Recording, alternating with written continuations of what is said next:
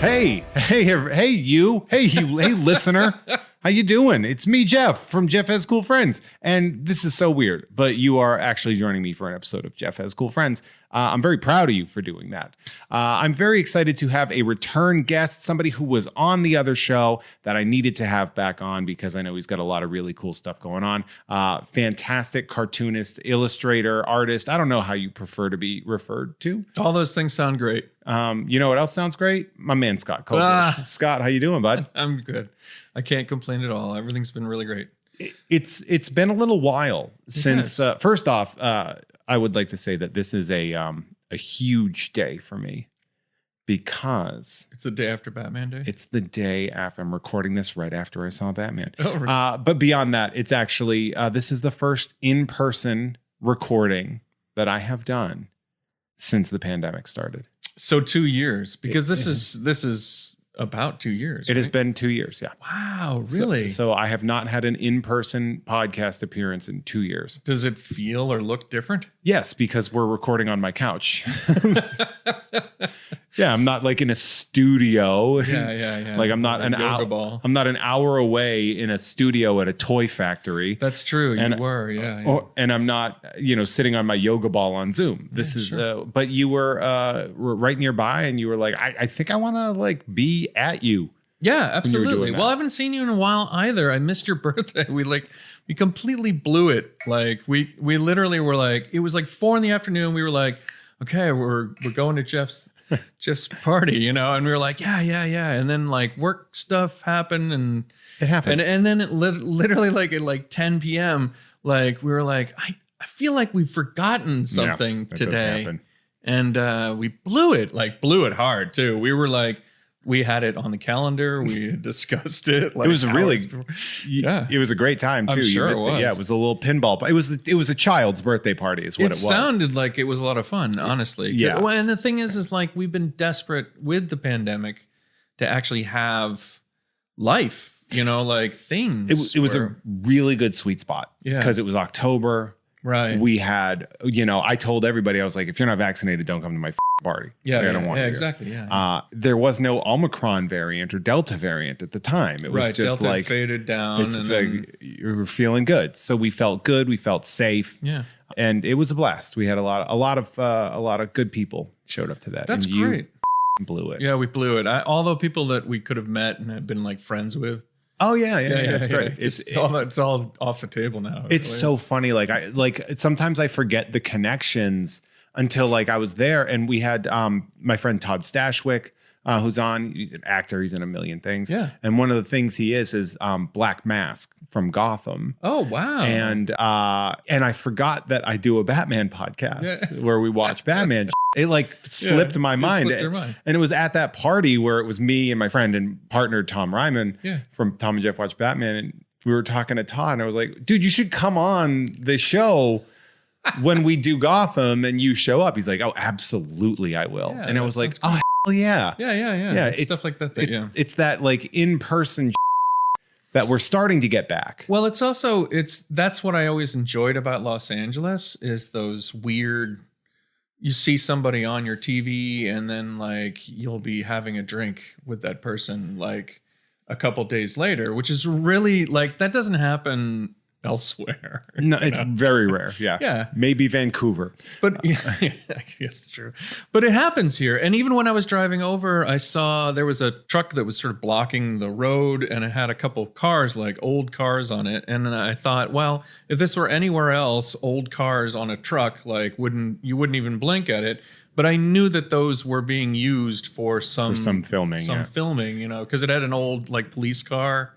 Of course, too, and I was like, oh, dude, I was at the farmer's market last week. This is so weird. Yeah. And I see a dude, and I'm like, I know this guy. I've talked to this guy. Oh wow. But we meet how many people? You meet so many people all the time, absolutely. and I never feel bad when people forget me because I get it.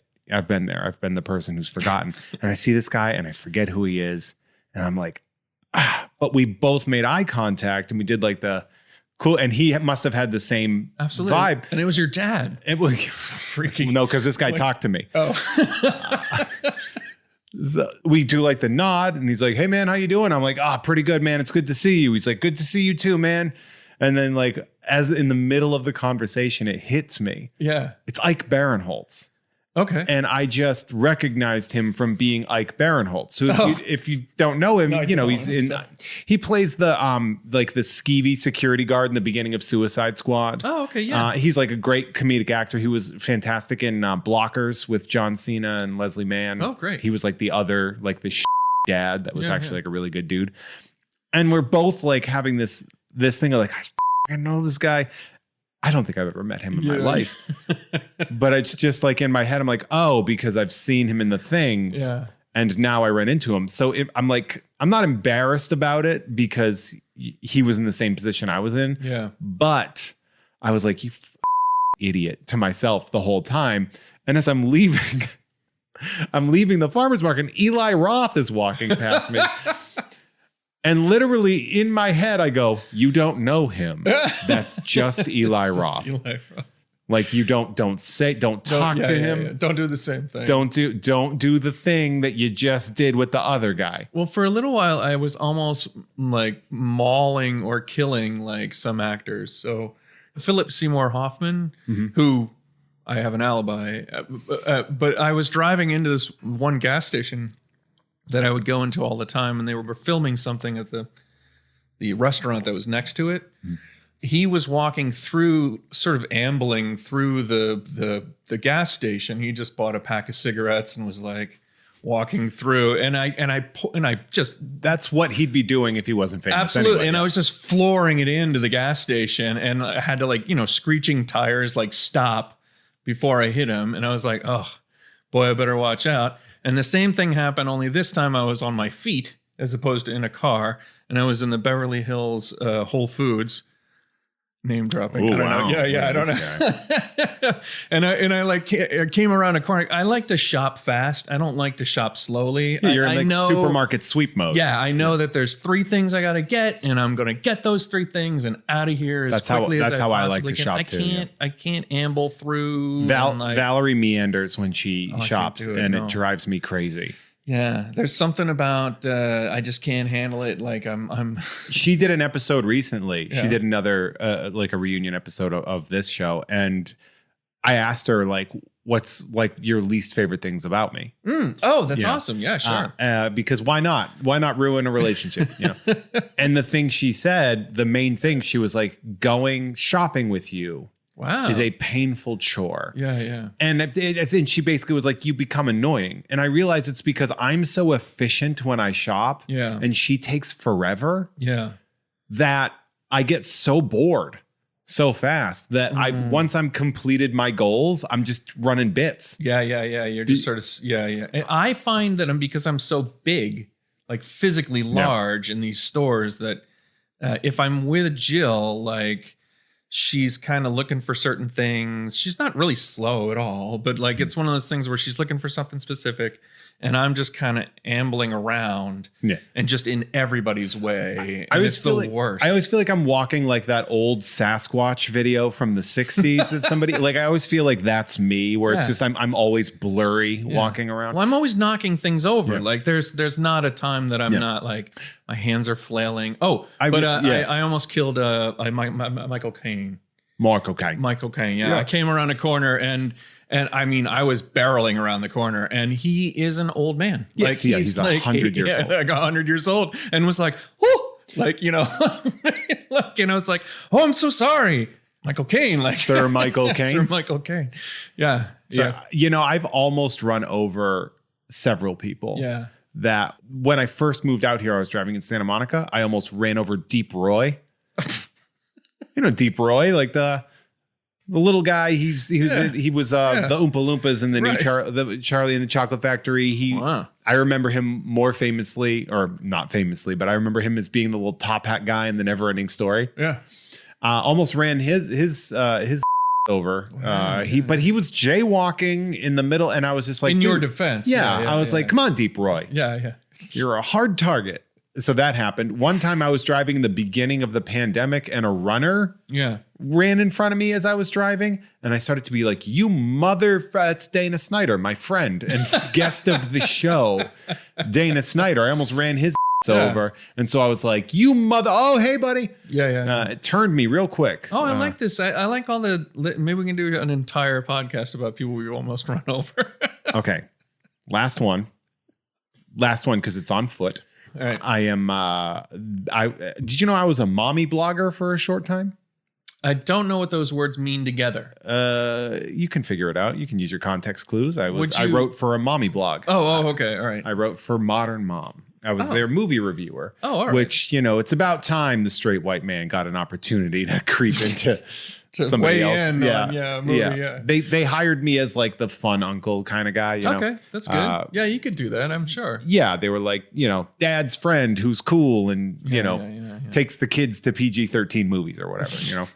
It's like as non-molesty of an uncle you can get. Right, but for this kind of magazine, the guy you kind of want to bone but won't be able to. I had done a few junkets and they were cool. These things were crazy. Like I remember I did a few, like one of them was Mr. Peabody, the DreamWorks. Oh yeah, sure. Great, by the way. Oh, was it? It was really good. But it was like a whole symposium where they like brought us around.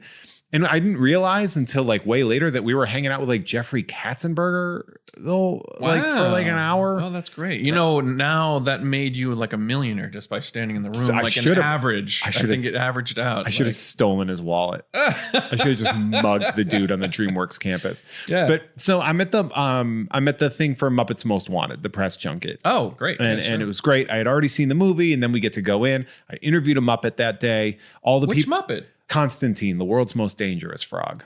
Oh! But it was the Kermit doppelganger. Yeah. I got to interview him. It's surreal. It's so weird. Was it the actual voice actor as well? It was the whole thing. Yeah.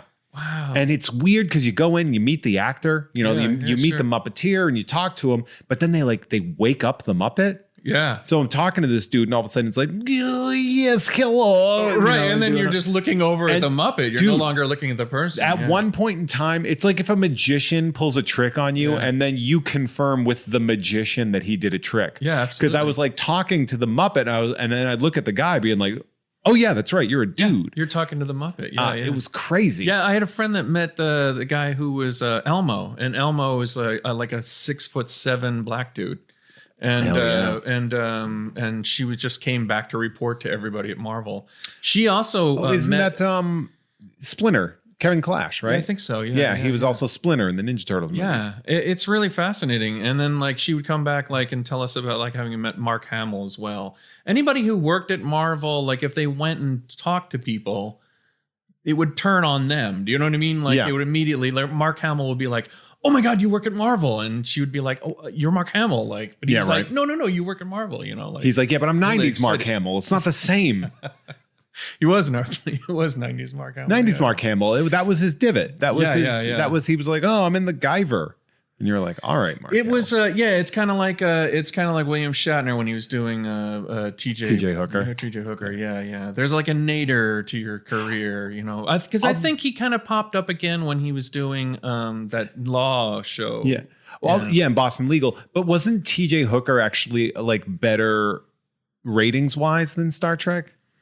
I think it wasn't a particularly Yeah, but it's one of those things where you, as an artist, you can't know what's going to really resonate, and be the thing that, and it resonates at different times. Something will be popular at the time, but never stay. Even the only thing I know from TJ Hooker is a joke that my friends and I used to have, where there was someone that said, "Schmed, stick $1 down my pants." And everyone would just say that. Yeah. We said that for years. The only thing Heather Locklear, that was her Was that her line? That's her debut, wasn't it? Was TJ Hooker, I think. No, was it? Really? I mean, maybe. Could have been. I don't know. Someone IDBM. Yeah, sure. IDBM. Look it up, everybody. Go to famed website IDBM. And check that out. It is funny. Oh, so I was at the Muppets thing, right? And they have the actors. So your Tina Fey is there, and Jermaine Clement, and Brett. I did love that Muppet version, the the 2 Muppet movies from that time. I loved They're it. fantastic. Honestly, like the post Disney Muppets existence, I actually really like. It's been great. They're the Muppets, the series that was on ABC. That Oh was my like God, I love that it's- thing with him stuck in the 405 traffic. It's and so good. it's so good. It's way better than it ought to be. Every time people were complaining because they're like, the Muppets isn't an adult thing. It's like, you never saw the Muppet Show. I never saw that. Yeah, the Muppet Show was always, there's always jokes for the kids. There's always jokes for the adults. the Like Muppets Show was a 70s primetime variety show. Absolutely, yeah. And what I really loved about that reboot that you had, now that you mention it, because I haven't seen all of it, but I remember the first setup was that Kermit and Miss Piggy had like split, but he was like dating a younger like a pig. different pig. Yeah. I was just like, oh my God, he has a type. You Yeah. know, it just said so much about Kermit that you were just like, oh dear. it really did modernize Yeah. the idea of the Muppets in a really great way. The writing was strong and people didn't react well to it, and that infuriated me. Oh, absolutely. That was the same way. I was like, this is a brilliant show. Yeah. I don't understand why nobody else is on board, especially with the property as I understood it. Yeah. But it was like everybody else had a different version. Like they had seen Muppets Take Manhattan and they were like, that's the real Muppets. And I, you know what I mean? Like, and I was just like, no, the Muppets have always been an adult property that kids have been able to enjoy. Yeah, exactly. Yeah. So I'm leaving the restroom, Yeah. because I was peeing because I'm a person. Okay. And as I'm leaving, I almost ran over Ricky Gervais. Oh, really? Like Okay. I almost plowed through him. Yeah. Tiny. Wow. The Really? tiniest little man. I didn't know that he was that. Like that he tiny. was, I was, He's got such a big laugh. yeah, I was probably, I'm 6'4". I was probably like 8 or 9 inches taller than him. It was like jarring to see him. Yeah. Because it's like, oh, I almost killed this tiny man. And then it was like, oh no, I almost killed famed atheist Ricky Gervais. Yeah, I had the same experience with what is this? Matthew Broderick. Oh, he's a little boy too. He is so tiny. Right? I was walking across Houston Street and he just breezed past, but he's like, he didn't even come up to my hips.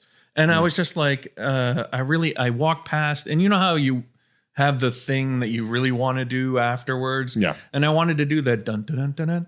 Like as I walked past him. Yeah. This one kid actually did that. He was quick enough. I had green hair at the time, and I walked past him, and he said, "Oh, green giant." Perfect. And I was like, "Oh."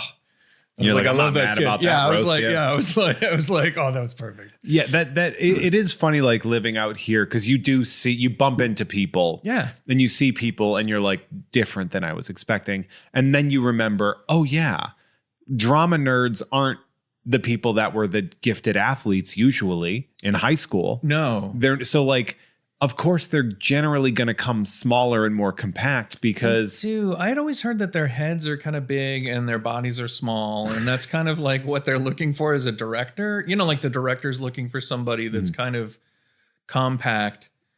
Yeah, I guess but that with makes a sense, wide expression on their face or something fair. like that. That's fair. I always just thought of it as being like the unfairness of high school politics, which is, if you're trying to survive socially in high school, you would join like a sport, even if you hated every second of it, which was me. I hated playing football every step of the way. Oh, really? I hated it. Okay. I hated it. But I used to sneak into the football team's weight room because I really got into weights in my late teens. But the coach caught me and kicked me out at some point. All the rest of the guys are into it because here's this nerdy guy that wants to getting swole. Yeah. But they out, kicked me out. Yeah. That's weird that they would just have that not accessible. Well, it was like a weight room it was like an exercise room it was like an old barn that they had transferred into that. So it's weird. Where'd you go to high school? I went to Morristown High in New Jersey. Yeah. Okay. Yeah. They just have barns that they convert to. What is that? Rocky IV? Kinda. Yeah. Well, it training to beat the Russians. I in lived football, way out in the woods, so I was about 5 miles away from the high school, and everything was barns. It was like there was a lot of horses.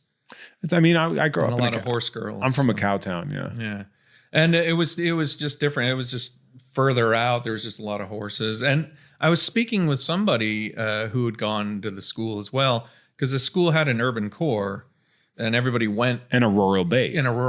Yeah. And they had no idea that there were all those horse farms out there. So so I grew up. It's funny because I grew up in a very small, population, like 10 to 12,000 town. Sure. And I grew up in the woods and chopping wood, blah, blah, blah. And then when they cleared the woods, my grandfather just sold the land to the school district, to the town, and they built the middle school that I then eventually taught at. Oh, so I was teaching in my backyard. Wow, that's incredible. It's hard to believe. We were surrounded on all sides by what was one of Washington's encampments. Oh, so in 77, 78, he was chased out of there, and then he came back in like 81, 82. And most of the stories were about how the soldiers were eating their boots. Do you know what I mean? Because they were just starving and great times. Not doing too well. Thanks, guys. I also couldn't figure out, there was woods everywhere, and I could not figure out why you would choose this as the location of your encampment. But it took me years to figure out. I stumbled across this information somewhere, is that it had all been clear cut at that point, so you could see the troops coming. But by the time that the park had been there for like 150 years, all these trees were they here. come back. Yeah. So it was like when they would do reenactments, the British troops would come out of the trees, and I was like, yeah, why would you even want to camp here? Because like, oh my God, they could come out of the trees, but it wasn't that the case at all. Morristown was a high point; you could sort of see down to Manhattan. I would also say that if you are fighting a guerrilla war, it seems like the woods would be pretty dope when the other guys are wearing highlighters. Yeah, I mean, it was a guerrilla war, and it sort of wasn't as well. Like, it's a mix. It was a mix. They would still stand in a row and fire at each other, which I can see where somebody somewhere who figured out not to do that would have the advantage. There's a great sketch by The Whitest Kids You Know. Did you ever watch that show? It was a great sketch comedy. It was on like IFC. Mm-hmm.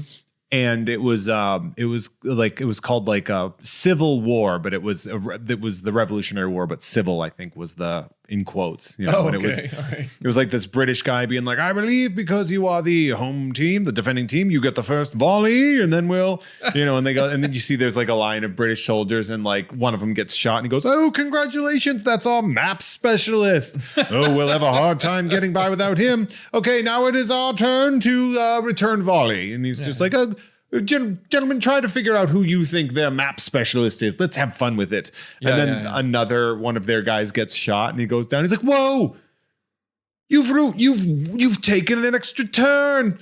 And they just keep getting shot by the Americans as they keep trying to be like, you have forfeited one of your turns. Yeah. And then they just that's what's happening in Ukraine right now. Not to put this one, because I think this will be coming out on Tuesday. On Tuesday. Yes. Oh, fantastic. Yeah. I was wondering if it would come out much later. I was like, I was ready to make a couple predictions. No. It's cool. Here's the thing. So we have this. This is so the date that this is being released is great, and we're all here to have a good time. It's a good date. Yeah. So it's one of those dates that has like a full moon. It's March 8th. Hey everybody that's on March 8th, or if you're listening for free on March 15th. If you're not listening to the Patreon at patreon.com/JeffMay, it's fine. You can listen for free. I don't get angry about it, but also, why are you trying to steal food from my children? You don't have any children. I don't. And I'm actually doing fine. But, you just had to say that. You have a child. I do have a child. Yeah. Max is doing pretty well. Well, you have an adult now. Max is 18 now. So you have an adult child. You've had an interesting experience from the past couple of years, and especially since we last talked, because you have cohabitated, you have gotten married. I did, yeah. We got married during the pandemic. You sure did. Yeah, well, we were debating like whether or not to push it back. It just seemed so pointless to push it back. We wanted to get married for a while, and then it was one of those things where we'd been planning it. And then like the pandemic kind of happened, and we were like, well, we can't do it this summer. And then we were like coming up in the winter. And then we were like, well, maybe we can make it August of next year. But then arguing about everybody, I knew there were like vaccines coming, but I also knew that there was going to be a full blown argument about it with everybody I didn't know how bad it was going to get. Like where everybody's like, it makes you magnetic. Like I didn't anticipate that at all. I wouldn't picture that in your life. No, well, there's a little bit of that in my family. So like, there's like, fortunately everybody, no, not everybody got vaccinated. So that's the thing. That is unfortunate. Yeah. So it was one of those things where I was like, I don't want to have to like sit there and say to everybody, well, we're going to have an in-person event and everybody has to be vaccinated, thinking like August or something like that. But then by then the Delta stuff had gone haywire and it was just impossible to make long-term plans. So you know what's the difference between you and I is I would be the person that would be like, I don't care who you are. Get vaccinated or you're not coming to my wedding. Because I am confrontational with my family. It's true. Yeah. No, I don't know that that's true at all. Well, would you be confrontational about that? You might. If I had a parent that refused to do it, I'd be like, well, you're not coming to my wedding. I'm not going to kill you because I'm getting married. Well, I had the unfortunate, my mom and my stepfather caught it in April of 2020.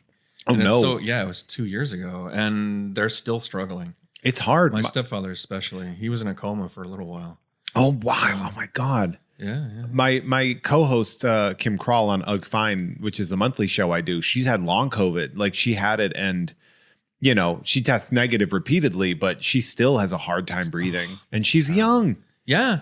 Well, for him, he's kind of, he shuffles around. He's not really doing as well as he used to.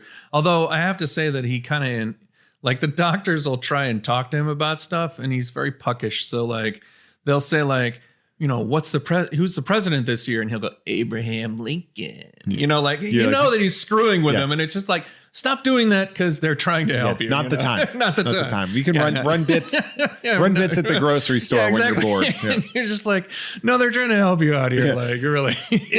So it is funny. And I'm wondering, because when this happened and when you guys sort of explained it, because you sent out like an invitation that was almost like a booklet that explained everything. Yeah.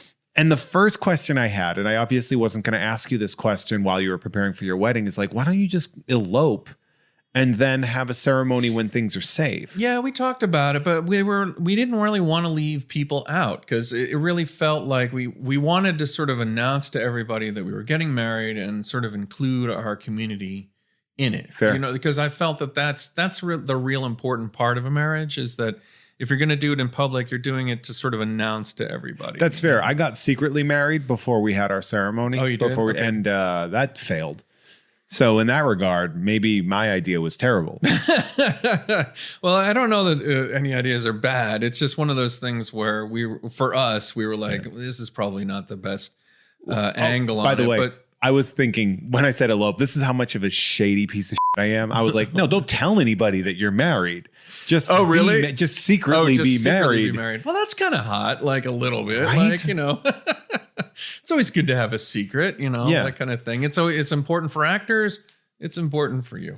I believe one of the presiders of the wedding was former guest of the former show, Jim McLaughlin. Yes. Well, Jim McLaughlin is the person that introduced Jill and I, which was a real interesting thing. I'd done stuff for the Hero Initiative for years and years. We are huge supporters of the Hero Initiative. Yeah, which is great. You can go to heroinitiative.org and help donate for artists and writers and comic people. And anybody who follows me on social media knows how much I go to bat for the Hero Initiative. And every year on my birthday, I do a birthday fundraiser. You do? Yeah. Really? Yeah. $10. Is that one of the things I missed at the $10 a year? No, it's on social media. Oh, okay. And it's all one of those things where I'm just like, look, man, I just want $10 for every year I've been alive. Yeah. And people have always knocked it out of the park. Yeah. Well, it's a great charity. And even Jill and I saw Jim a couple of weeks ago, but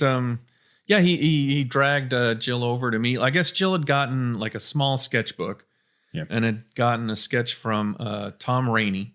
I love Tom. Which was amazing. Like, it was a really good sketch. It was zero surprise there. Yeah, it was a Catwoman, and it was way too good. And it was like the first sketch in the sketchbook. And I was like, oh. And Jim was like, I know a guy. And, and he like brought, hey, this is Jill, this is Scott. Great impression. And I was like, well, it's a pleasure to meet you, And then I kept her there. She wanted a monster, so I drew like a monster. just ahead. And but I kept drawing it over and over and over again because I was really into talking to her. Because she's so cute and fun. Yeah. Oh, and she's like, fantastic. So I was just like, I drew that monster for 50 minutes, just over and over and over again. And then at some point, Marie Javins came up. And Jill was like, oh, okay, I'm going to get out of here. Are you done with that yet? And I was like, okay, here. I'd almost like made my way through the paper. Do you know what I mean? Oh, yeah. You tattooed up. Yeah, up and she monster. thought I was the slowest artist like in the history of the world. She was like, I don't know how he gets any work done if, like. Yeah. We should add, by the way, too, because we've mentioned her in the past, but your wife, Jill Adams Koblish, right? Yes, absolutely.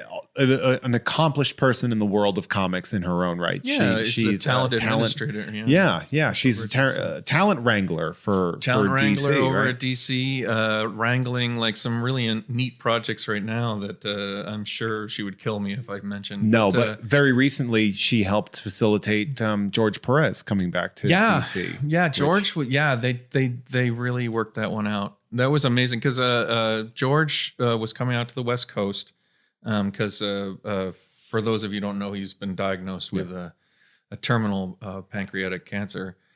And he was coming out to the West Coast, and they knew it, and they wanted to have the opportunity for all the people at DC to show their affection and respect for George. And it was the first time that they had an event at the Point, which was the building that they're at. Yeah. They won't be there in a couple of months, but it's the building that DC had been at for the longest time, and it was kind of hard to wrangle all that stuff. And I wound up being able to help out, and it was great to see George. I thought it was actually really fantastic. It's interesting.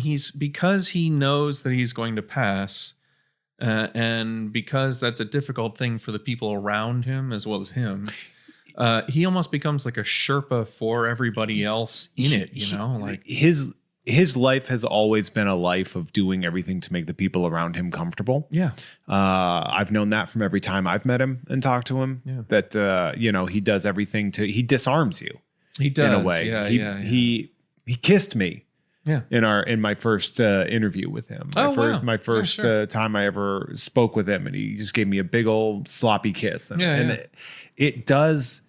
it's very charming and disarming, and it brings down those defenses in such a good way that he knows how to read people really well. It's true. He does well. He's a guy that I kind of pattern any interaction that I have with fans after. Because he's just so charming and so kind and giving of his time and himself. But also he's a little bit of a daddy too, like for the gals around him too. So it's interesting to watch that dynamic as well. It's I watched, there was one YouTube thing that I had seen, and he was sitting at the table and someone was talking at him, and he had some beautiful woman sitting next to him, and at some point, like, he just grabbed her chair and just yanked it like a little closer. Do you know what I mean? But it was just one of those things. No, it's funny because you said daddy, and I'm like, I think you're going in the direction I think you're going. Well, he's very public about that sort of stuff. Very expressive and But it's just interesting to watch somebody have sort of know who they are. Live very truthfully. Yeah, exactly. Very truthfully and very kind about it. You know what I mean? I think that living truthfully aspect of him enables him to be kind. Yeah. And he was very kind.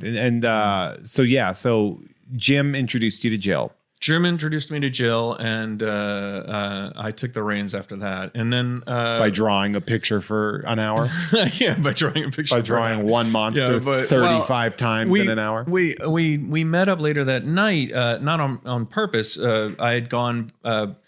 I wanted to leave. I wasn't going to stay at the convention at all. But someone had given me a hotel room. The convention. This is in Long Beach. And I was like, I got up to the hotel room and I was like so squirrely. I just didn't want to stay at all. And I went downstairs, and Jim McLaughlin and Tom Rainey and a couple other people were going to go have dinner. So they sort of cornered me and dragged me to dinner. So I didn't leave then. I got back from dinner. I took the elevator up, got back in the hotel room, super squirrely within like a minute. Really? I couldn't stand being in my own skin. And I was just like, I got to get out of here. I'm just going to go. And I went downstairs, and someone had told me that there was going to be like a drink and draw kind of thing where they had a couple models. And I was like, oh, I'll wander over to that. And the host of that had gotten so drunk that he was sitting up, but wasn't conscious. Like, you know what I mean? I wonder like, if I know who the host was. It's Mike Wellman at the time. I don't know him. But at any rate, like he wasn't available for me to speak to. Do you know what I mean? And Yes. then while I was sort of sussing this out, like I was standing in the way, like a big gorky, Like an in the way dip. like in the way dip. And it's the girls were like, "You're in the way!" Like, you know, everyone was like starting to shout at me, and I was like, "Oh." And then I just sort of like hopped off to the side, and then I saw like some other people that I knew, and I wandered over to where they were, and Jill was over there with them. And then I wound up talking to Jill for another like 3 or 4 hours and got one drawing done. No, I this time I wasn't even drawing. So this time I just like, there were a couple people around me I got to meet. Like I hadn't really spoken to them very much. Mm-hmm.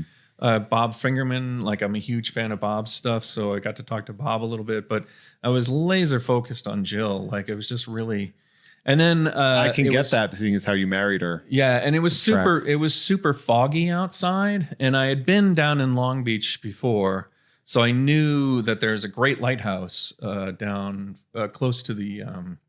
Well, for me, I love walking, so you know, walking like half an hour. You walked here. No, I didn't. Oh, It's no, you drove, it's gonna yeah. rain. I was like, I was so torn about the whole thing because I was like, I don't want to get caught in the rain if I'm walking back.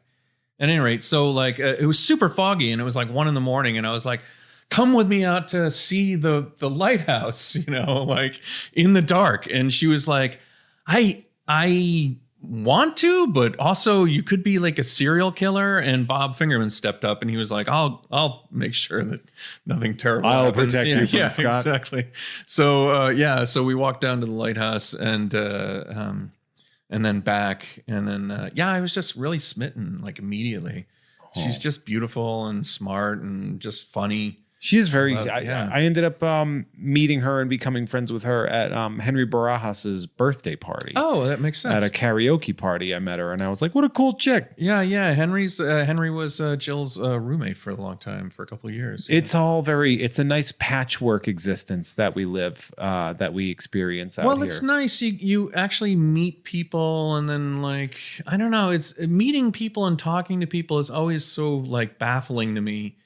I don't really know. As an artist, I spend so much time alone at the drawing board that I really took for granted just meeting people. And Interpersonal. talking. Interpersonal. You know, stuff. We met at a convention, but in a strange way. Well, it was the game. We were teamed up. We were, for Sketch Fighter. Yeah, and you were like super friendly to the point where I thought I'd met you before. Like No, but you were my teammate. Yeah, well, exactly. So if I'm not gonna be friend like a I'm not gonna jerk. be teammates with somebody. Well, I've been teammates with some people who are just like really standoffish. I'm not gonna do that. Yeah, like, no, it was really great, and we won, didn't we? Of course, Like, yeah, dude. absolutely. Can I be honest with you? Yeah, I'm incredibly competitive. yeah. And also really good at like those kind of games. You know, like those things. I really like doing that. Like when the pressure is on. Yeah. For a game like that, I am like hyper focused. Wow. Anytime that isn't happening, I lose focus 100%. Really? So like, would you ever want to do? I have a friend that does like game show things. Like he'll appear on game shows. I've been on a few. Yeah. Yeah. Oh, you have? Okay. Yeah. All right. And are you super competitive then? I Are you am. like taking like the host out? You're just like knocking him out. Like, I get messages about being on this show America Says, which is essentially Family Feud. Oh, okay. It's basically Family Feud, but on the Game Show Network. Okay. But it's hosted by John Michael Higgins, who I love. And so when they were like, "Yeah, this is a show America Says, it's hosted by John Michael Higgins," I'm like, "I'm in." Yeah. And they're like, "Yeah, but we didn't approve." I'm like, "Yeah, but I want to do it." And I had a team. It was a team that had been set up. But when they told us who it was, I was like, "Oh yeah, put us on the show." Yeah. And they were like, "What?" And I was like, put us on. Yeah. We want to do it. And they were like, I don't think that's how it works. I'm like, we're going to be great. That's Just put great. us on. Absolutely. And what was the experience like? Okay. So we get pulled in, and what they do is, because with game shows, they always make you like play practice rounds. Sure. To like show you how the game works so you don't up on TV or whatever. Okay. All right. But and beyond that, just to get you loose and comfortable. They put us up against this team, and it was it was like a sexy family of like sports parents. Wow. From San Diego. Yeah. Just this very attractive Mexican family. They were all like super hot. Yeah. And they were like, we're, and they were like soccer moms and, baseball dads and stuff like that. And we were team sci-fi. And we were going to be team Star Wars, but they were like, we're just going to call it sci-fi. Use the word Star Wars. It was me. Mm-hmm. And then it was my 3 partners were all under 5'5". Oh, I looked like a chaperone. yeah. And so they moved me to as like the team captain position, which I didn't want to be in, but they were like, no, it doesn't work if I'm standing in the middle of, interesting. So your height they were like already you were like the leader. They aesthetically made me the leader of the group or the speaker of the group. And I didn't ask for that, but also I was like, this is fine. Well, they said that's what happens with presidents. They're tall, except for Adams, I guess. Yeah. Well, and Madison was kind of short too. I mean, anybody it's once TV starts, that's when we really start. Yeah. At that point, they're like, "Did you write the Constitution?" Yeah. And they're like, "Okay, you can come in if you're 5'4". But after that, they're just like, So they put in, and now I'm on a team of nerdy comedians. Yeah. So obviously it's a trivia and like Family Feud-ish kind of thing. And, sure. It's a smart crew. And we went up against these gorgeous people and we destroyed them like in the practice round. Oh, really? We murdered them, and to the point where afterwards, and we were all like, being friendly with them, and we're like, man, this game is wild, right? Like sometimes you get lucky and you just hit all these things, and they're like, yeah. And they were like, thank God we're not going up against you guys. So, and they told us, they were like, yeah, you're not going to be going up against those. Like, I mean, we can't guarantee that, but sure. The odds are not. And then we go up and we're about to go out on stage, and I see across the studio, it's them. Oh, wow. And in my head, I was like, and we were mic'd up. So I covered up my mic, and I was like, these poor motherfuckers. I felt so bad for them because we went into the game knowing that we were just going to kill them. Sure. And we did. Oh, okay. It wasn't one of those situations where they were playing pool and they missed the first ball. No, they didn't hustle us. That's what I was waiting for. Where they were like, aha. No, it was just, we were very dominant about it. Sure. Like, and it was, one of those things where I'm like, I have these they're inside of me. There are 2 wolves. Yeah. It is the one that is a competitive prick. Sure. And the 2 is that I never want to humiliate anybody. Okay. I always want people to feel okay and safe and happy and whatever. That's very kind of you. But at the same time, I was like, well, I'm not going to throw anything because I don't want to look stupid as well. Yeah. So I was like trying my best to be very like personable and friendly and kind, but also being competitive. And we dominated, and we made it to the bonus round at the end. And right as we were about to like win the big thing, we lost on the absolute last thing. We didn't make it. So really? Oh, okay. I think we ended up walking away with like $250. That's good. Each. That's better than I've ever made on stage. Fair. It's funny because I do go to tapings every once in a while. I wind up at a drag to something, or usually drag to something. But like what'll wind up happening is that I can't stop being involved in the thing. Like, so like I'm in the audience.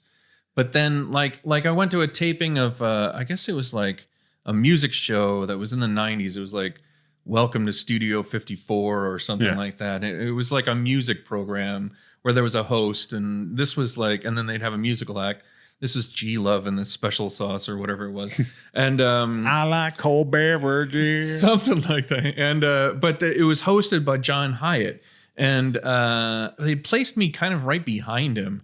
And he had said something and kind of looked back. And then I just took it as my cue to start talking to him, which is like a complete, like, not, do you know what I mean? Yeah. Like, he said something and I was like, oh no, don't worry about it. Like, we're okay back here. All we see is your bald spot. Do you know what I mean? Like things like that, like where I was just like, I don't know when to not be involved in these things. Yeah, to be that guy, huh? Yeah. Cause I always kind of, part of the reason I would do music is I really loved being on stage, Yeah. like I had a love, and it's also terrifying to be on stage as well. Yeah. But it's interesting when you sort of get the dynamics of like, manipulating is too strong a word, but being able to control the audience, or You can just say interacting. interacting. Okay, I could do that. But there is manipulation. There to is it. a little bit, because the thing is when you're preparing whatever you're going to do, whether it's music or comedy, I'm sure, like you're trying to get a particular reaction out of everybody. And it feels manipulative to me. Like, like I'll do a song and I'm looking for a particular kind of reaction out of somebody. Yeah, but it's a positive form of manipulation. I think we oftentimes think of the word manipulative as being necessarily negative, but that's not the case. Yeah. Because, for example, in teaching, Mm-hmm. which is actually what got me prepared for stand-up a lot. Okay, that makes sense. But like I learned a manipulative trick Mm-hmm. where I noticed that kids started reacting if you're moving towards them. Really? Kids will like immediately kind of like beeline their eyes up and pay attention because you're doing that. Yeah. So I learned a trick Uh-huh. where I never stood still. I walked around a lot, Sure. but I would if I wanted to get like their attention for some sort of grandiose point or to establish a thesis statement, the trick was take like a step and a half forward to the left, Mhm. then back. Do the same Interesting. to the right, Uh-huh. then back. And that way then their to attention the is center, definitely- Huh. then 3 steps back. And what that does is you're basically vacuuming in all these eyes, and then you're creating a larger stage. Wow. So people automatically just instinctively give you that attention. Right, you'd gotten that side of the room, that side of the room, this side of the room, Yes. and then everybody, you pulled them back with you. And they kind of follow you like you ever see like cats watching a ping pong ball going by or something. Sure, yeah. And Well- that worked for stand-up as well. Yeah. But what that does is it does improve the experience for the people that are involved.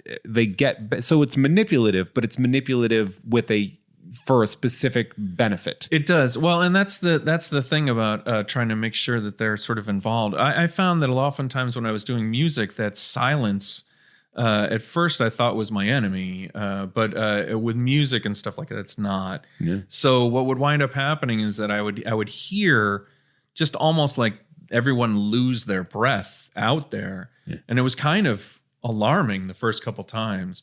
And then after a while, you're just like, well, that means that they're paying attention, A pregnant pause before a punchline, Mm-hmm. or if you're timing stand up right, it is that same, you feel like you're on a tightrope for a split second because you're about to deliver the blow. Right. But up until that point, it's that setup. It's interesting to see all that sort of stuff. And actually in Los Angeles, you can kind of see people that like you would normally see, especially in comedy, you would normally see these people in like 1,000 people stadium or something like that, or a big room, but you can see them small and up close. I remember we saw Dana Gould at one of your Blast from the on Mint on Card back March 11th at Blast from the Past in Magnolia and Burbank. You knew exactly when it was. But yeah, I remember watching him there, and he was angry because he was railing against, like, he felt that there were no beautiful nerds, and I was going to get married to a beautiful nerd. Yeah. So I was like, I kind of felt, again, like one of those things where like I was this close to just going like, well, I've got a beautiful woman who's like a nerd. It's just a bit. Don't do it. Yeah, exactly. I didn't want to jump in and be like, well, we can see your bald spot, John Hyatt. You know what I mean? Like, I didn't want to go like, well, I'm sitting right next to her. She's gorgeous. Like, like this is what, I mean, he knows me. And I mean, come on. No, but yeah, no, he's got he does the whole bit about seeing the Silk Spectre. He sees a woman that is dressed as Silk Spectre at Comic-Con, and he had been going to Comic-Con all the time. And so he was like, he had his kids with him. He's like, I'm a safe person now. Like, I'm no longer a threat. And he asks the woman, like, are you like a big Alan Moore fan? Is it Watchmen? Or, and she's just like, oh no, I'm just a model. They paid me to come do it. And he's like, of course you are. Right. But I feel that that's more his luck than it is like, I think what's really like going on out there. It's also a bit. Well, it is a bit, but it doesn't work anymore. Like when I go to these conventions, it doesn't work at all anymore, because honestly, around 2003, I remember being in the Barnes and Noble, and because they existed back then, and there was a row of anime, and there would always be like a number of like 12-year-old girls because Barnes and Noble had accidentally set up a porn section of twink porn. Of course. In these sections. Like, I don't know that they had ever read any of the anime that they had up there. Yeah. They would just order all 24 volumes and put it in there. But do you mean the manga? Yeah, the manga. Okay, yeah. Manga. Well, anime is anime is the stuff that cartoons moves. and manga is the That's comics. right. Yeah. Manga is the stuff that doesn't move. So there would be a huge manga section. Thank you for correcting me. And everyone would just be sitting there. And of course, it was just interesting to sort of watch an entire group of people sort of like prepared for this life, the comic book kind of life. And I knew that each one of those 12-year-olds would grow up and be at these conventions, So now you can't go up to somebody who's gorgeous at a convention and assume that they don't know everything about all of the stuff that's there, like it's a Dana Gould bit. But for me, living in that life, and of course, people who are kind of just tangential to it, they hear that bit and they go, oh, of course, it makes sense. Yeah. It might have made sense in 1996. It just doesn't make sense any longer. And it's one of those things that when I hear it, I have trouble with it. Because I know that there's just a ton of women from about like, I want to say 18 to 35 now. It's a very active part of the community. Yeah. The best way to think about it with stand-up is to remember that it's oftentimes fictionalized and it's not scripture. So to not like have that, because of course, but like the joke is funny. Well, for me, the comedians that sort of speak some sort of truth or some sort of like some way of like I hear it and I go like, oh, I had never thought about it that way. Yeah. That's the kind of stuff that I go to a comedy show for. I don't always get it.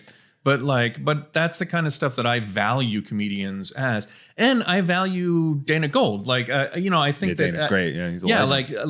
like part of the thing that I liked about him is that he would embrace all the nerdy things that he liked, and then just went off on a tangent about them. And I mean, the fact that he loves like Planet of the Apes as much as he does, it's made understatement of the century. It's made me like Planet of the Apes. It's one of those. You meet one of those people that. They have a love for something. They explain why they love the thing.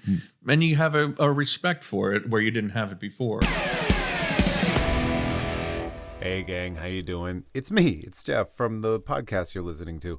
Weird story. I may have forgotten to record the producers because it was an in-person meeting. We haven't done this in a while, and I was too busy focusing at that and didn't have a computer screen in my face. So, that being said, I do want to take a minute to thank all of my amazing producers at the Jeff May Patreon's $10 producer tier, which you can check out at patreon.com/JeffMay. Like to give a huge shout out to Ricky Cilantro, Big Booty Boy, 42069.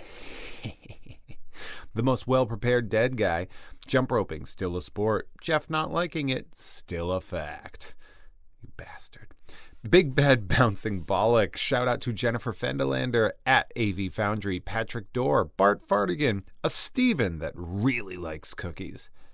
I'm going to look out for that other Steven. Maybe he likes them too. Huey, Nerd Numbers. Shout out to Magnolia Thunder. Andrew, I put producer on my resume, McGuire. Rudy, Jerks Hate Cool Films, Rueda. Jeff hates competitive fun. You liar. Shout out to Goji, Gregarious Gregorio, a.k.a. Rad Mummy. I need to know that story. Kool-Aid Molotov is recovering from a heart attack. His wife sends love to @Nazdarovye on Twitter. Oh my God, Kool-Aid Molotov. I hope you're okay. I mean, it says you're recovering, so that is good news. Man, I'm getting news dropped to me in the producer track. This is good stuff. Shout out to Jared Ruane. I saw it. You corrected me on the pronunciation at one point in time, and I will continue to f it up because I'm a bad person. Bartholomew Martinez, the fartiest of Martys. Funky J, show me in the rules where it says a dog can't play basketball. Shout out to Grey Man of the Nightmare Potluck. Everyone is welcome at the table. Jeff using Deep Blue Sea memes to break bad news. Shout out to Tyler Wilgus, Asking Seven, Kimball, the Casual Frankenstein, Earl of Slander, Steven, hey Steven, come over here for some free cookies. Ignore the anvil-shaped shadow from above. It's totally not a trap. This story's getting strange, and I love it. Shout out to Mr. Billy Beck, and a get well to Mr. Billy Beck as well. Shout out to Cody Beck, Mike Gouts, Lisa McCarty at Comics Book Girl, comics with an X, girl with a U. Shout out to Just Pivo, Dr. DNA, Dr. Video. I like that we have the two doctors next to each other. Thank you to the Scene in Meet Joe plaque where Brad Pitt dies. It never gets old. I'm never going to have a history podcast, you little so stop asking, but I will guest on some every once in a while. Shout out to Mackenzie. Sisyphus may be happy, but he's into CrossFit, so him. Chill. Shout out to Instagram and Twitter's at Bob_of_skull. Dustin Decker couldn't come up with anything clever. Lemming Malloy. Norm from Cheers. Burrito Mouth. At ZTP Whiskey on Instagram. Shout out to Taurus Bulba. Everyone go watch the 1992 Rutger Hauer film Split Second. It's a banger from start to finish. Itty Bitty Millie Committee Pity the Fool. That, I guess that's just it. Itty Bitty Millie Committee Pity the Fool. That, I feel like you didn't finish your thought there, Millie. Shout out to Kelly says, get your booster, you gaslighting dip turds. Who's the master? Show nuff. Shout out to Lisa Harden, Jessica Robertson, Silius Ruby. My name is Jeff May, and this is not a Patreon name. This is a truthful confession that I do not like sports.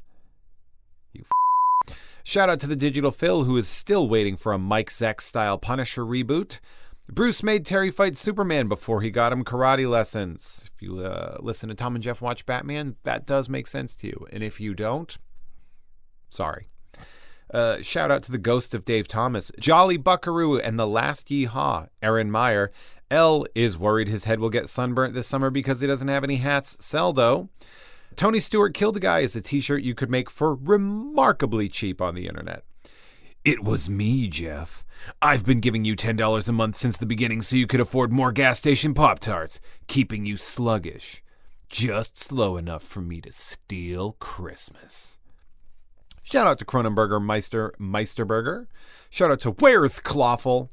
Shout out to 3 Jacob Tremblays in a trench coat sneaking into an R-rated movie. A huge shout out to Parker Aylesworth, Christy Salinas. Kale's only true purpose is as the garnish at a 1996 Pizza Hut buffet. I gotta be 100% honest. When I saw that kale was like getting big back in the 2010s, I used to just be like, you mean the stuff from buffets? Like on the ice? And they were like, yeah, we eat that now.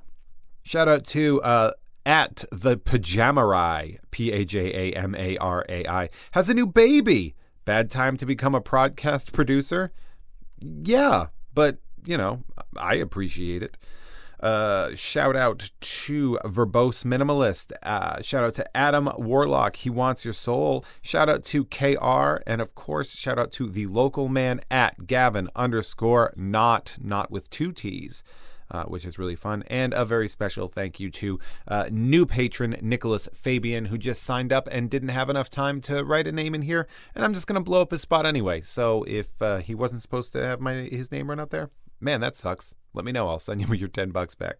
And again, thank you all so much for humoring me. I appreciate it. And again, if you want me to read your name off, hit up the $10 a month producer tier at patreon.com/Jeff May. Again, my apologies for not reading it off during the show. I wasn't looking at my computer. I was looking at Scott directly across from me in my living room. It was awesome. Such a cool experience to actually record in person for the first time in a very long time.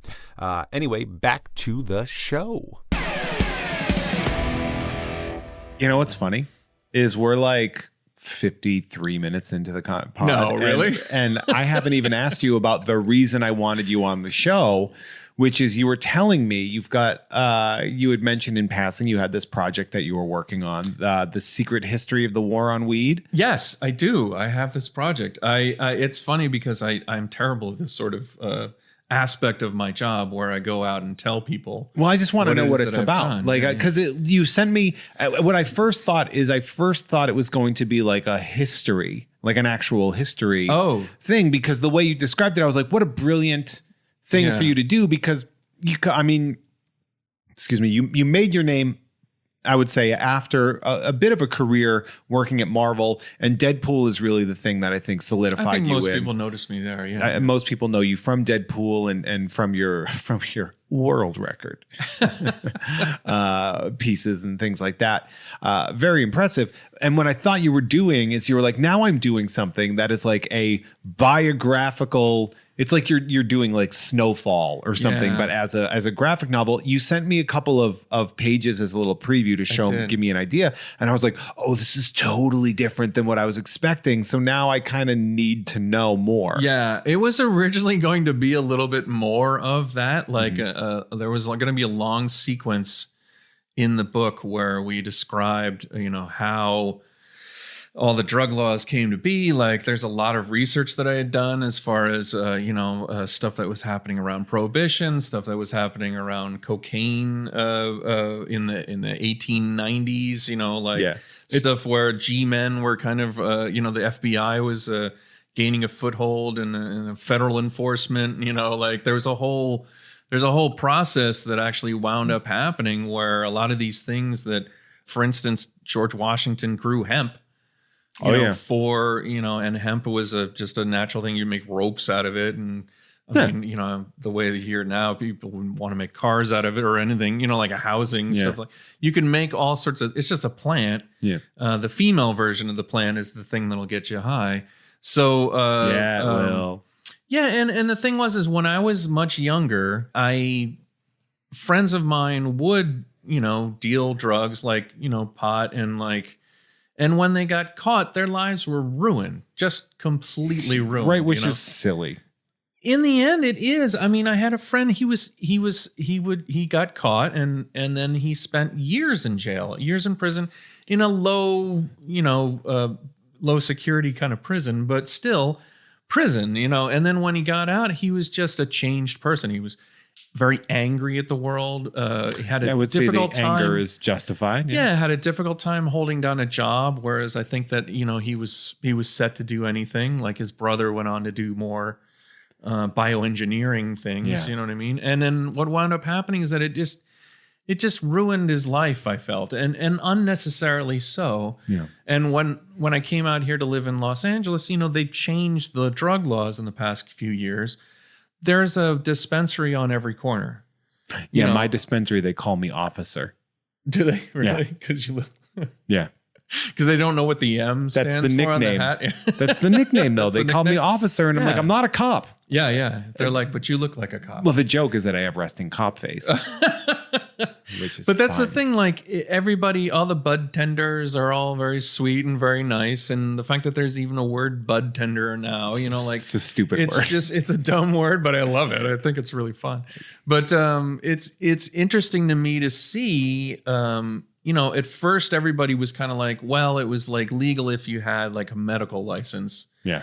For it, and then that kind of got like, when you've got enough 20-year-olds with medical licenses, you're kind of like, this is not making any sense. John Mulaney has a great thing where it's like, it's the only law that's ever been passed because people just annoyed the government enough to them to be like, okay. I think so. And it's just one of those things where it's so pervasive and common. Yeah.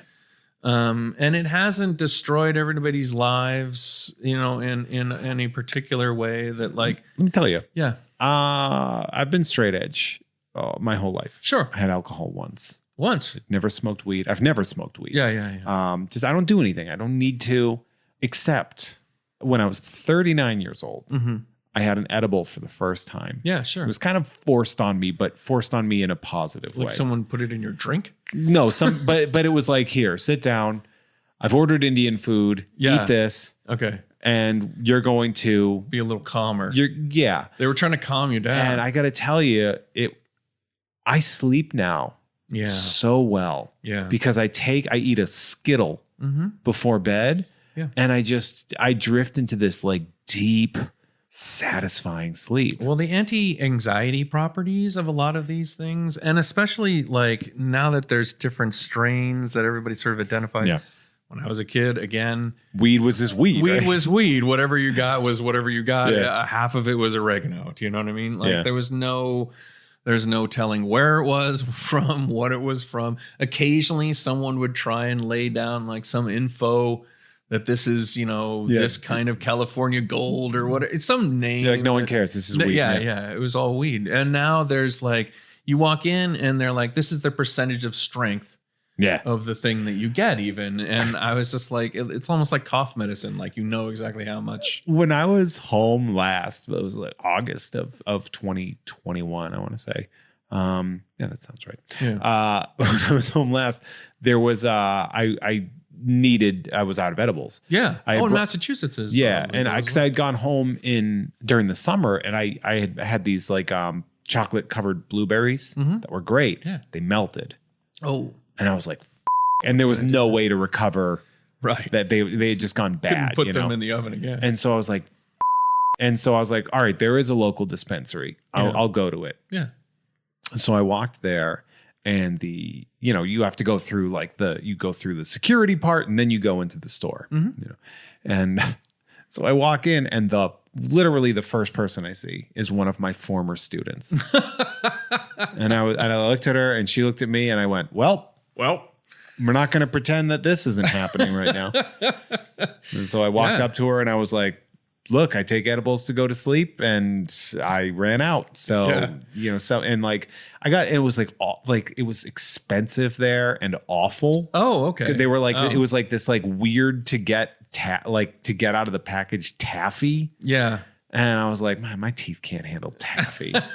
Like, I've already lost several teeth due You to sure she didn't give it to you on It's all they purpose? had. Like, oh, it's all they had. It was all they had. Yeah. And it ended up costing me like what would normally be like $20 out here was like $43. Right, Because yeah, they're yeah. still. I guess California has a better market for it. Yeah, well, that's the thing. So like it's interesting to me to see the casualness of something that was so terrifying. Oh, I paid for the attention longest time. Yeah. in health class. Yeah. Absolutely. And so for me coming to this, that's the kind of angle that I started with. Mm-hmm. But what wound up happening is that Jerry and Brian and I So it's Jerry Dugan, and Brian Posehn. Brian Posehn, And, small world situation. Jerry Dugan, I met at Dana Gould's birthday party. No way, really? yeah. Oh, that's They're really buds. fascinating. Oh, no kidding. Yeah. That's pretty good. That makes a lot of sense. Jerry gets around. Jerry does a lot of like really interesting things in addition to writing. Yeah.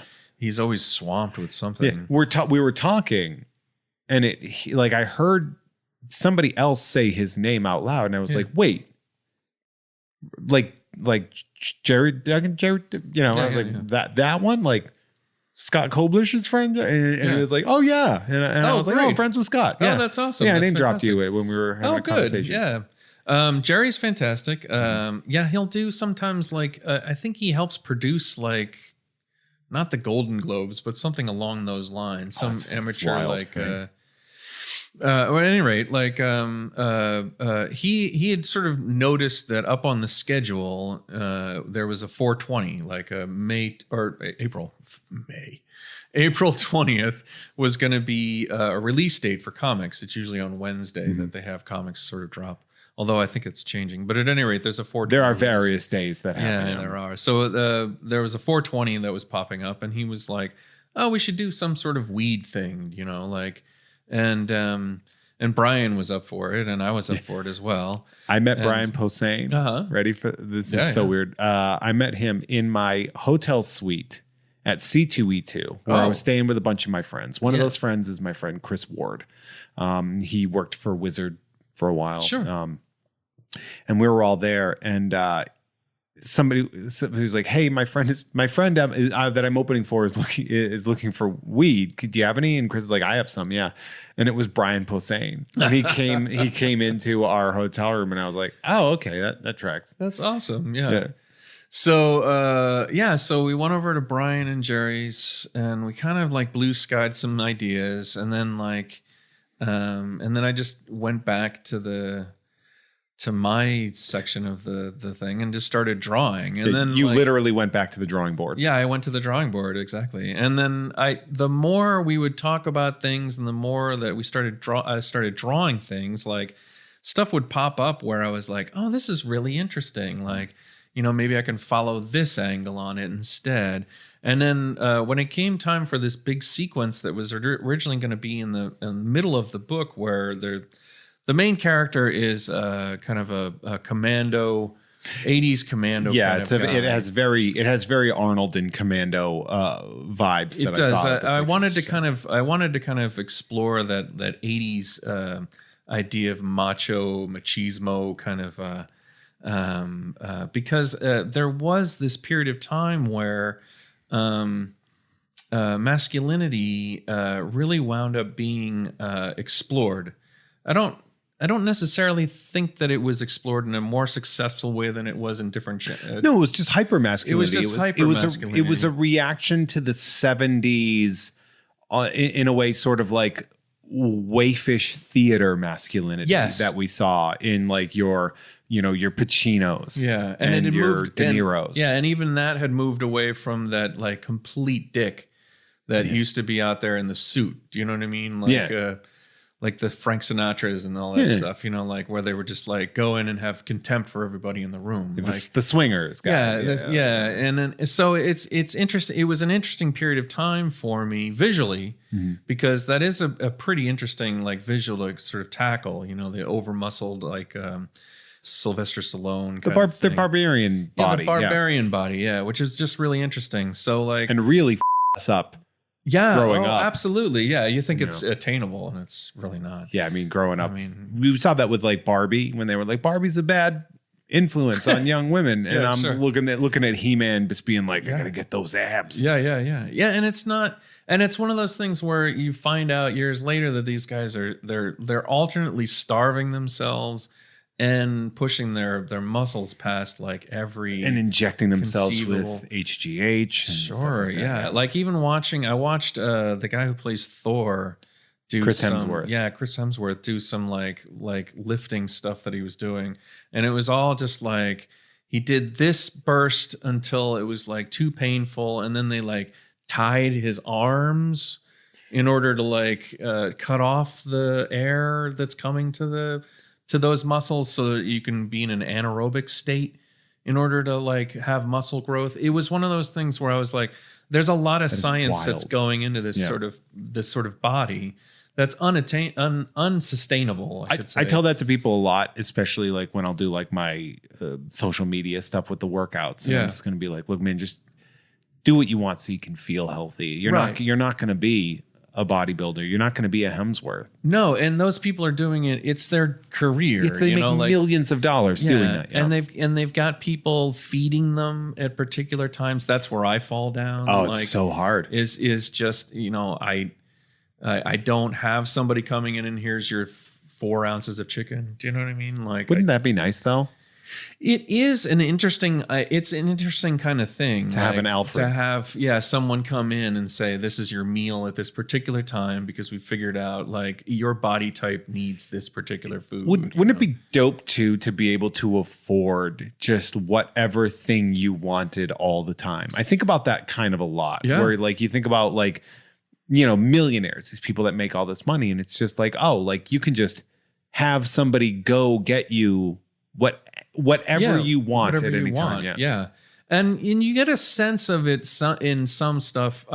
Again, when I first moved here to LA, I had a girlfriend who worked as an assistant for people, or like a writing assistant and things like that. Yeah. And you did get the sense that there is a complete difference in even being able to one person being able to afford enough to eat during the day, doing work for somebody who throws it out, who has no conception at all of what this all means anymore because they've left the earth. You know what I mean? Like their gravity is different. I worked in production, and most of my meals were stuff that I ate while I was, working, and I would make like a peanut butter and jelly sandwich or something because I was like, I need to eat. Yeah. Jill had a boss that he would order something and he would leave half of it. She would eat. Do you know what I mean? Because she couldn't afford to buy anything. You know, Yeah, so. Right. It is wild the haves and the have-nots. It's pretty stark here. Yeah. It was one of those things too where you're like, and one of the reasons I left production. First off, it wasn't what I came here for. But another one, I was like, I can't be a part of this level of disparity that you're either doing incredibly well. Or you're starving and they won't give you enough hours to pay your bills because then it would consider you like a full-time employee. It's intense. Like whenever I talk to people outside of here, you know, anybody I knew before, everyone has a conception of what happens out here, but it's a very skewed conception. And everyone has a sense that when you move to Los Angeles, no matter where you are in the chain, you've sort of made it, you know, but it's really not like the case at all. The girl from back home that was like, I'm so jealous of your life. They're huge house, gorgeous kids, you know, like a great 6-figure income in her job. Mm-hmm. And I'm just like, if you want a Batman podcast, you can just have one. Like there's no bar for entry here. And a Batman I was like, is that what you're jealous of? Because that's not good. Here's some old Detective Comics. Anyway, secret history. Yes. All right. So at any rate, like, it changed. There's even the sequence that was going to be the main section where I outlined, you know, how the history came. Jerry and I started talking about it, and at some point, Jerry just got a little nervous. He was like, "Well, if the likenesses are like," because I was just going to draw like actual G-men like that existed and the actual things, and he was like, "But this might cause some difficulty with, you know, rights issues and things like that." And he probably wasn't wrong, but at any rate, immediately Brian and Jerry had come up with another concept just to have like another character kind of explain things, you know, out. And then it became like a visual hook that I was able to sort of latch on to. And then even just the sequence where he's fighting a group of sort of 80s stereotypical villains, and it just became a different book. But I'll tell you that the preview pages you sent me are wild. They're great. Well, that's the other thing, is that so it is a really crazy book. Like it got out of hand and then pleasantly so within no time flat, and then it's rapidly becoming one of my favorite things that I've ever done, just because it's so wacky and so strange. And so out there. And then the main character that we had, it's looking like we can do other things with him. So for instance, at some point we had him, he's in the military in the 80s. And I was thinking, well, he's too young. I would have pegged him at like 25 or something like that.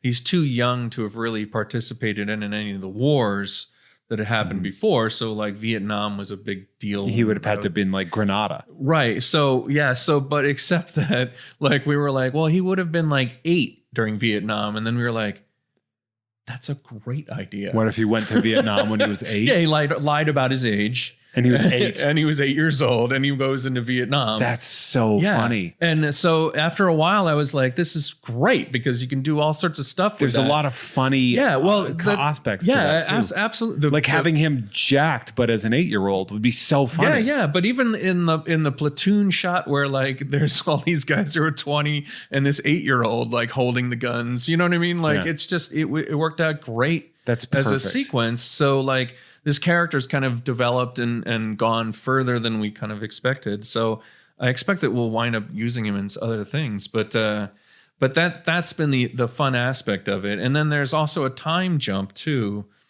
at the end of the sequence too. I wanted to have us have a long discussion about what the drug war had wreaked with different people's lives. So at some point we do imprison the main character, and then there's a pretty long sequence where we have a whole bunch of people in like a group therapy session talking about their lives and how these particular drug laws had like ruined their lives. So while there's a lot of jokey stuff, there's a lot of humor, but we do like to punch into the gut. And That's called good storytelling. Yeah, and it's at the end, and then we set up. Well, don't give away too much stuff. Yeah, and then also there's like right now I'm doing we did a maze, and we did like a fun like a Denny's some placemat word search maze. kind of things. Oh, I yeah, love that. yeah. So there's little things like that is very we can just never get away from, and we had a lot of experience and a lot of positive results from Deadpool and a number of different things that we've done. So we're trying to do more of those things as well. You're getting the band back together, but you actually own the product. Yeah, we own the product. So it's hopefully it'll succeed. You never know. And then it's a one shot. It's 40 pages, so it's bigger than a normal comic. Yeah. And it has a pretty good shelf life. And I think that if anybody wanted to have it around for future 420s and stuff like that, you could do that. Well, I mean, it does come out. So it comes out April 20th. Yeah, it comes out April 20th. So definitely hit up your local comic shops. Who's your publisher? Publisher is going to be through Image. So it's Image Comics. So which means the odds of it being at the store are a lot higher. But you'll want to order it ahead of time. But so yes. that's the key for these sort of things. Is that your store owner will have the ability to do a final order cutoff at the end of March. Yeah. So March 28th or so. So if you go to them before then, say, hey, I would love to pick up this comic. It seems it's by the people who've done Deadpool stuff together. Yeah. Brian Posehn is actual famous as opposed to comic book famous. There's certain things that you can sort of do in life, and Brian is. I like that you're like trying to explain how to tell people how to get this book, when in reality, just be like, just go get the book. It's go get the book. The Secret History of the War on Weed. I've seen some of the pages from it. They're fantastic. They're bananas. Good. I worked hard on it. It shows. Yeah. It's funny too, because I don't know how often it is that you would share preview pages of anything that you're working on with other people. For some reason, I get that from several people will send me stuff and be like, what do you think? And there's 3 people. Okay. That will send me stuff often. Now you are one of them. Oh, all right. Phil Jimenez. Phil. Oh, well, those are good pages to get. When he was working on the Historia. Yeah, beautiful. I just took a look at it recently. Oh, it's gorgeous. Yeah. He would send me like every week. He'd be like, here's what I've been working on. Yeah. And I'd be like, Jesus, man, these are incredible. Hurry the up. Because that book took forever to come out. It did take forever to come out. That book took so long to come out that I was talking with Ed Brubaker at a party at Comic-Con. Yeah. And he had found out he had mentioned Phil, and I was like, oh, he's a good friend of mine. And he goes, oh, he is? Can you tell him to hurry up on that book? Because I cannot wait for it. So I texted him. I was like, hey, Ed Brubaker really wants to read the Historia. You got to hurry up. Well, Phil is a great artist. I think he's really like taken off. I knew him in college. You guys went to school. Yeah, we went to school together. So we're contemporaries in a strange sense. But Phil is much more accomplished, I think, as far as Phil is a perfectionist. Yeah. And I don't know how he has the time. Well, it's funny because when I did because we do the Jeff Has Cool Friends, the visual, and he sent me this photo, and it's just him smiling, and you can see his shoulders. And I looked at him and I was like, yeah. And as soon as I posted that, I think it was Christos Gage was just like, what is Phil doing? Yeah, he's exercising. Like he is but he's more than just exercising. He's massive. Like he looks like one of these guys you drew. Yeah, it's true. Yeah, he does. He's nowadays. just so powerful. Yeah. Well, he was very small when I knew him back in college. I mean, like he was much skinnier back then. He was skinnier, so he had that going for him. Him and Capullo, they just jacked up in the second part of their careers. Well, it's possible to do if you switch your focus around or something like that. I guess I don't know. And the other one, Mike Mayhew. Really? Yeah, he'll send me a lot of stuff. Work. Yeah. That's great. I worked for him during the pandemic. I helped because I had time. Yeah. And he would just have me come to his studio and mail out, and then he would pull me in and be like, "What do you think about this? What if I put it here?" Does he live somewhere close by? Well, he has a studio out in Glendale. Oh, no kidding. And just, I mean, I'm going to be honest with you. I don't know if there are any other comic artists that have a better business sense Really? than Mike Mayhew. I think, obviously Todd and whatever, but, in the post boom where, you're not making millions upon millions Sure. on a comic book and stuff like that. It's very rare. It is. That dude has perfected the way of maintaining the integrity of his art and doing it the way he wants and having fun with it, while also knowing how to work business so well. It blew my mind. Are there any, what sort of specifics? Of having his own store and like the way he would run it, the way he would do these releases. He ended up he was like, yeah, I was doing these. And then I found out that like I could do homage covers to my favorite covers growing up. Oh. But do them in my style. So he would do, like maybe like a Venom cover in the style of McFarlane's Spider-Man #1, but with, in the pose style and the homage style, but still with the Mayhew, the high-end paints. That's a really clever idea. I like that quite a bit. And he's just nailed it. He did one that was like a Moon Knight cover, and it was based off of the Stephen Platt Moon Knight #55 cover, where it's like the bullets are shredding the costume and everything. I think that's the one I worked on. Yeah. And that's a good book to work on. It was. And he's just like, I love it. And so I want to draw these things I love. Yeah.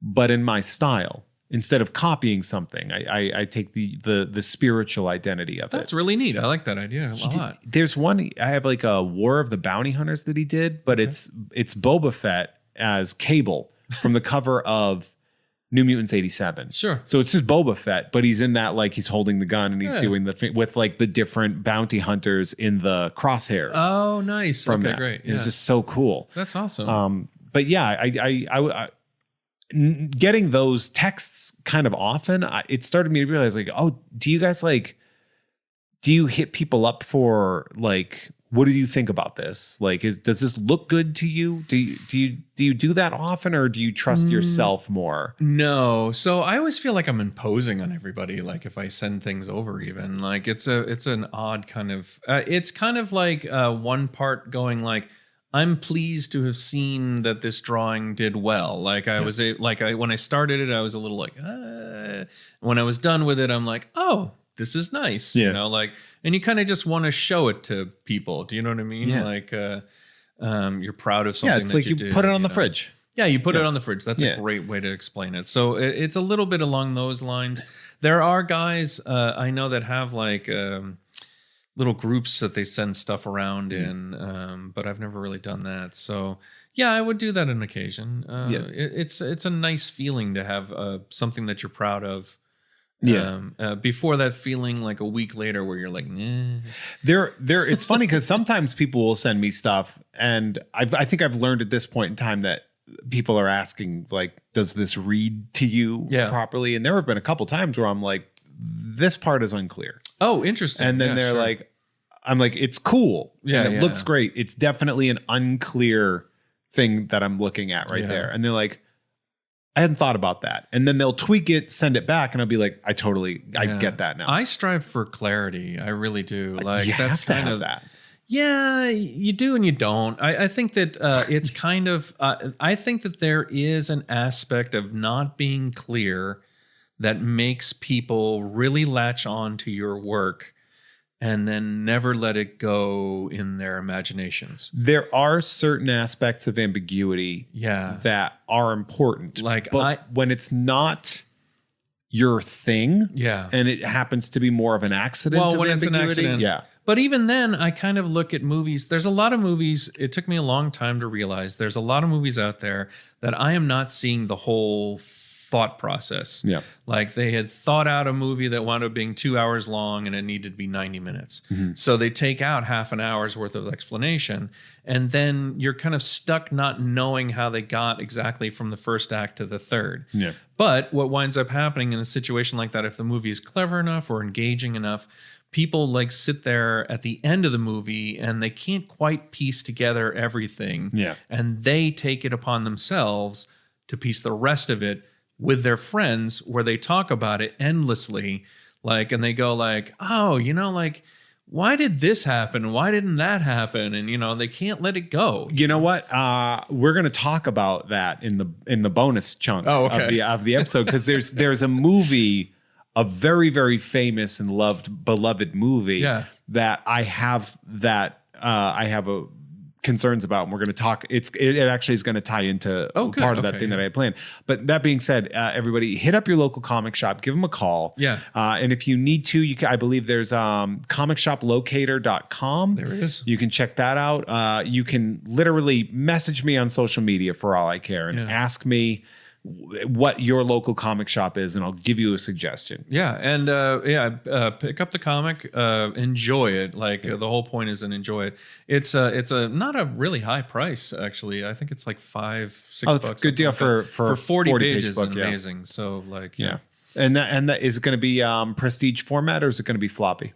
It's a floppy. Yeah, it'll have staples in it. Cool. We didn't scrimp on the staples. No, I like that. I prefer that, to be honest. I don't like the prestige formats sometimes. Yeah. Well, you mean the perfect binding? Yeah, I think that's what they call them, right? The PF, the prestige format. It doesn't have staples in it. It's got it's almost like a book. They used to call it perfect binding. I don't really know why they call it prestige, but just because it's a great word. I feel like the name prestige format is, we made a comic book, right? But it's sort of like when they called they changed trade paperbacks to being called graphic novels, because that made it seem like it belonged on the New York Times list. Did. Well, Will Eisner used to tell me, like, he claims that he kind of came up with the name for it, and I don't think he's wrong.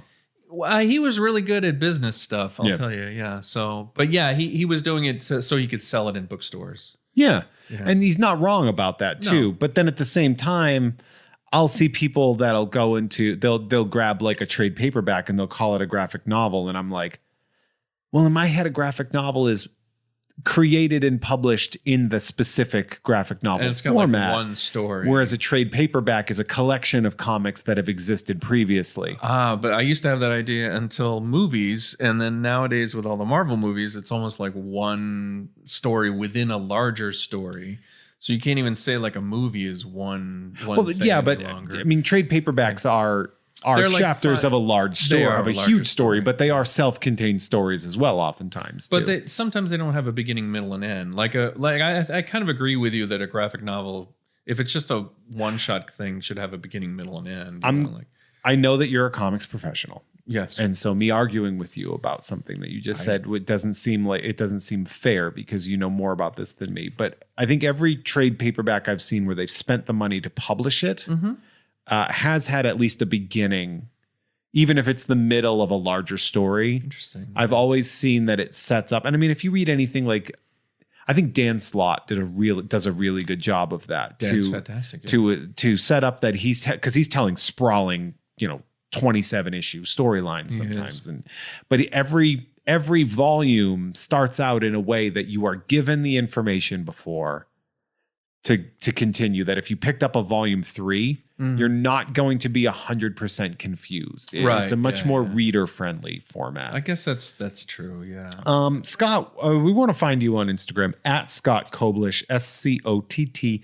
I'm going to assume that's the best form of social media Instagram to follow is great. you. Yeah, absolutely. Because you draw pictures. I draw pictures there. If you have any questions, you can always ask me questions there. Do you are you going to be doing any conventions anytime soon, or are you still a little bit nervous about it? No, I did Baltimore, and there was a couple other conventions I did in between. I'm doing one in Washington State. Oh, cool. Up in I never know how to pronounce it, Spokane. Spokane. And that is in early June. Nice. So, and then I haven't dedicated myself to anything else yet, but I'll be at Motor City. You should go. Wow. Yeah. When is that one? It's the beginning of, or the middle of May. I want to say. I would love to go to Detroit. I've never been to Detroit. Do you know Bob Shaw?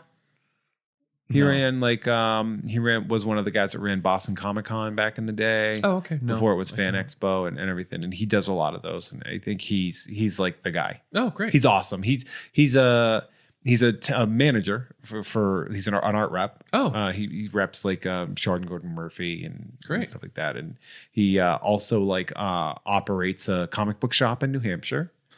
And he ran and he helps run conventions. Oh, fantastic. Let me tell you, when the pandemic hit, he was the guest. I begged Sideshow to let me put him on. And they were like, who?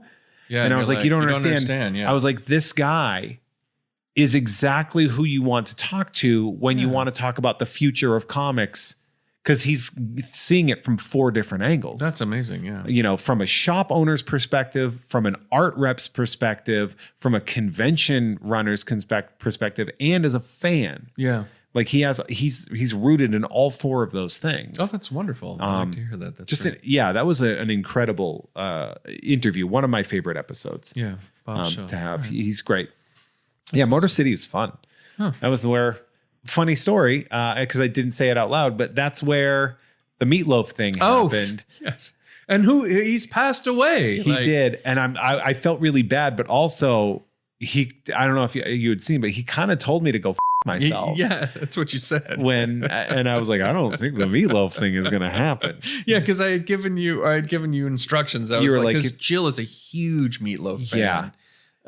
If I had known he was gonna die, I would have tried a little harder. I would have, you know what, and this is gonna sound awful. I would have been more persistent and less of a, you clearly hate me, but I'm going to do that. But like, right. This man clearly had a terrible taste in his mouth that I existed. Yeah, it seemed like. And I was like, well, I mean, had you done something to piss him off, or it was just you were existing in his way? I was going to host a panel. Yeah. And he didn't, he was like offended that they thought he needed that. And he totally did. Yeah.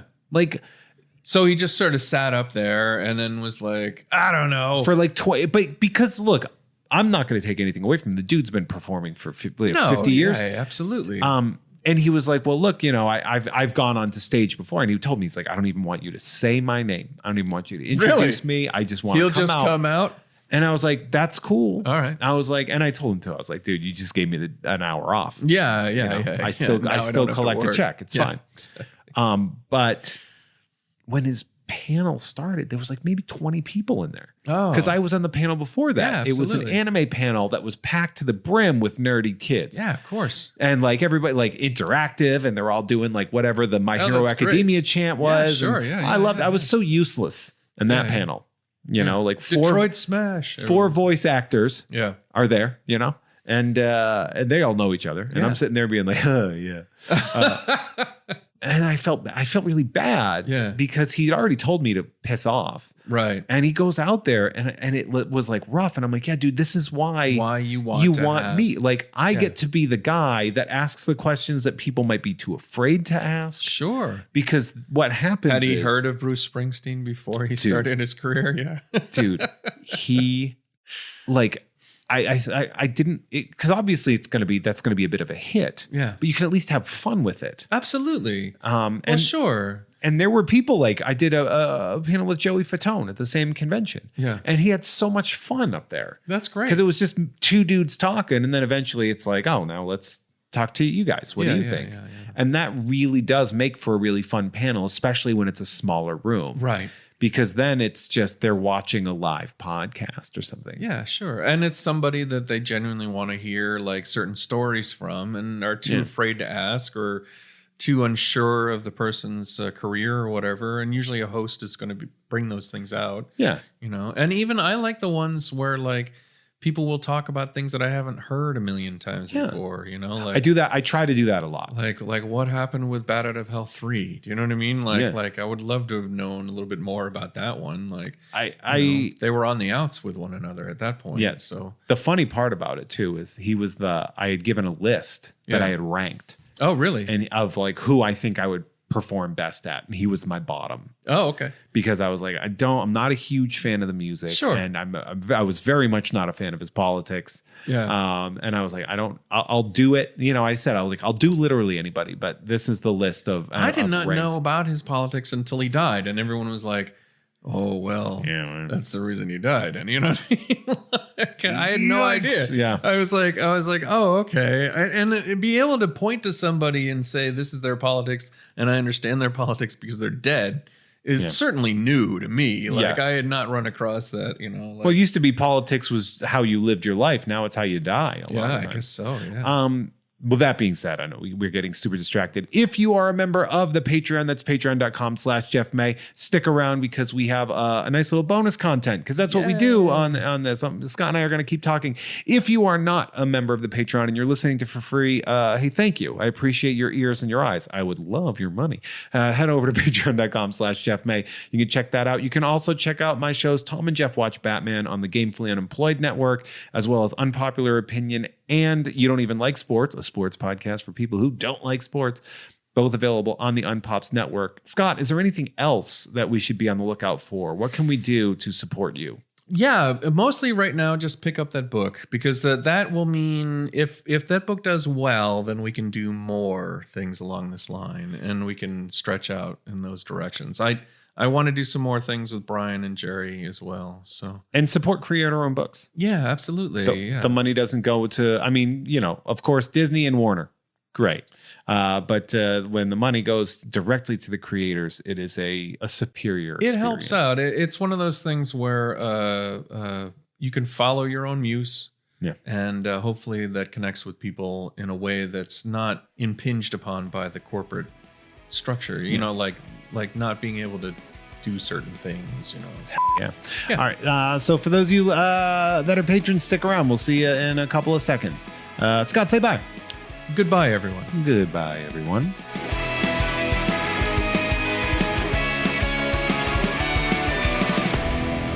Hey, everyone. Our artwork is created by Justin T. Brown, who can be found at Artness by Justin Brown on Instagram, as well as artnessbyjustinbrown.com. That dope music you heard is by Troy Nababon, available at Troy Nababon on Instagram, as well as at troynababon.com. Nababon is spelled Nababon.